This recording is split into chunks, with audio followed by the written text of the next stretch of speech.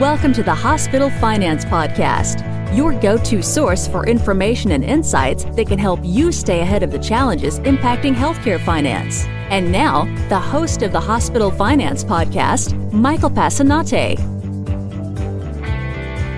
Hi, this is Mike Passanante, and welcome back to the Hospital Finance Podcast. Twice a year, Vizient conducts a pricing analysis to provide insight on factors driving pricing and practice changes in the pharmaceutical industry. To talk with us about this latest analysis, I'm joined by Steven Lucio, who is their Associate Vice President of Pharmacy Services. Steven is responsible for providing education to member organizations and supporting their efforts on various clinical practice topics, including improving medication safety, mitigating the impact of drug shortages, benchmarking pharmacy costs for key drug classes, evaluating the expense of high-cost biologics, and preparing for the future development of biosimilar medications. This past June, Steven published a book entitled Biosimilars and Biologics, Implementation and Monitoring in a Healthcare Setting. Steven is an expert in the area of biosimilars and is on a mission to help the medical community understand and embrace biosimilar drugs, which have the potential to save the U.S. healthcare system billions without compromising the quality of patient care. Steven, welcome to the podcast. Thank you very much. It's great to be here. So let's get started. First, could you briefly explain what Vizient's Drug Price Forecast is and what it measures? Absolutely. The Vizient Drug Price Forecast is a detailed analysis and projection of anticipated trends in pharmaceutical pricing based upon the purchasing patterns of our member organizations.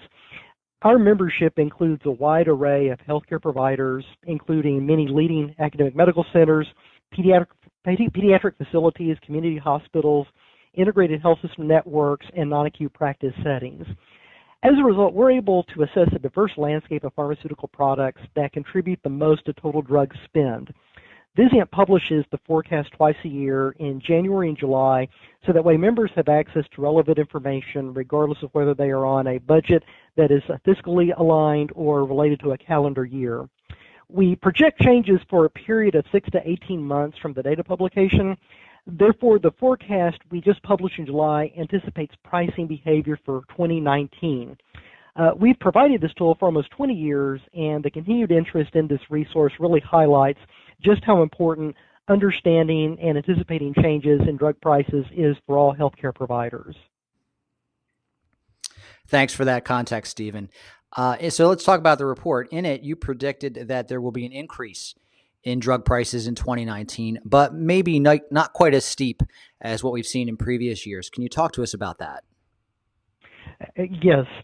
With our July 18 forecast, we predict overall a 4.92% price increase for 2019. Now, on a positive note, this number is the lowest projection we've made since July of 2014, when the rate of expense of many specialty pharmaceuticals truly started to impact the market. Conversely, however, even a 5% increase in price is quite substantial.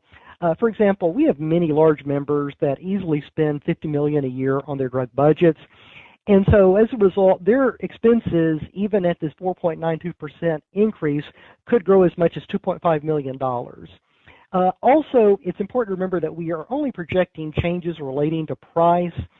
People have to realize that there's other influences to the cost of pharmaceuticals, including the way in which medicines are used. So even just using more of the same product will increase your expense.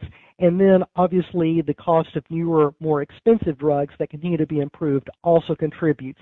So pricing is very important, and it's something that we monitor very closely and try and influence as much as we can, but it is one piece of the puzzle.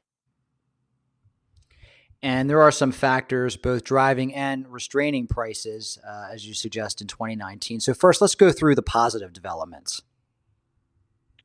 Yeah, absolutely. The positive developments are several-fold. First, the moderation in our projections to some extent reflects the increased scrutiny of excessive price increases. Definitely, there's a much greater awareness beyond just the healthcare community as to how expensive medications have been.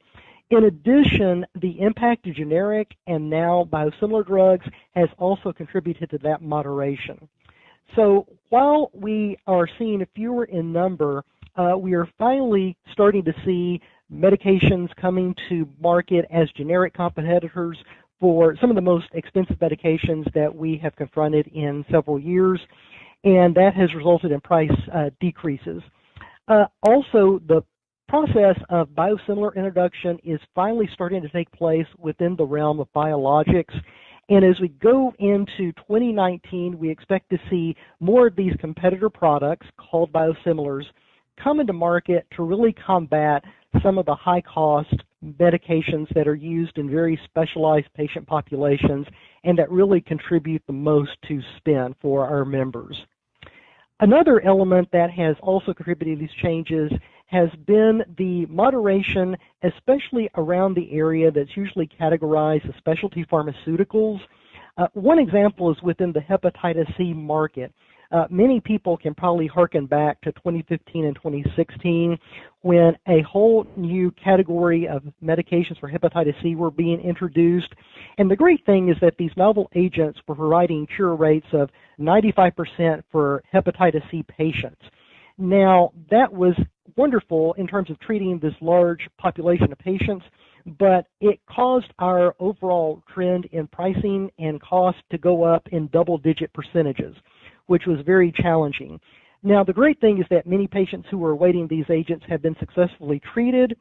Also, there's been a lot of innovation in this area, so there are many therapeutic alternatives that can be used.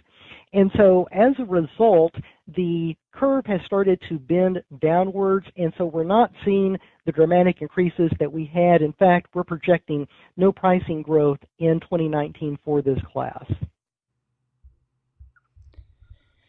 Thanks, Steven. And as we noted, there's also some of ongoing challenges related to drug prices. Could you go through those for us? Yes. In spite of the fact that we have strategies that are helping us manage prices, we still see increases, particularly around the new drugs that continue to enter the market at very excessive costs. For example, a lot of this centers around the oncology area. Some of the most recent treatments that many of your listeners are likely dealing with right now are therapies that are designed to increase the patient's own immune system in fighting their cancers. These treatments are truly revolutionary. They're driving tremendous outcomes for some patients where few, if any, treatment options previously existed. But these medications frequently come with a very high price tag, in some cases of $400,000 a year or even higher. Also, we are now entering the realm of genetic therapy, gene therapies. In fact, the first true gene therapy product was recently approved for a rare form of blindness. This drug, if a patient is to be treated in both eyes, accounts for a spend or a cost of about $875,000. So yes, the rate of growth overall has moderated, but we're still struggling with how do we maintain accessibility to medications in the long term. And given the pipeline of agents that we expect to be approved and the areas that are being researched, we really do not expect this trend to go away anytime soon. Steven, what advice do you have for healthcare providers as it relates to managing their pharmacy spend going into 2019? First, it's the understanding that there's no magic bullet to curtailing the growth in drug expenditures. Absolutely. Managing increasing prices is going to continue to be a challenge for healthcare providers. So from a strategic standpoint, the healthcare industry must continue to adopt methodologies that measure the value of medications depending upon the outcome that these interventions drive. Frequently, you've heard this called value-based purchasing or outcomes-based payments or contracts. The cost of drugs ultimately must be tied to what they do, not just what the market will bear. And so there are many organizations, payers, and providers that are currently trying to establish mechanisms that measure the value of outcomes. But a lot of work remains. Still, any provider should be thinking about ways that they can increase the collection of data as it comes to outcomes to truly understand what these medications do. Now, as I alluded to earlier, there's also some very specific areas where we can take action. One of those that we've continued to advocate for has been the continued consideration of biosimilars. So, like generics, the predecessors of biosimilars, we are still in the formative stages of this market, and has taken some time for this group to form. But as we go into 2019, we really expect some substantial biosimilar competition, especially in the realm of oncology practice. And this is critically important because most accounts suggest that just the oncology drug landscape accounts for about 20% of spend across the healthcare enterprise. And so we have to see greater acceptance of these agents, greater use by physicians, greater adoption by payers, if we're going to have a substantial impact and influence the overall cost of oncology pharmaceuticals.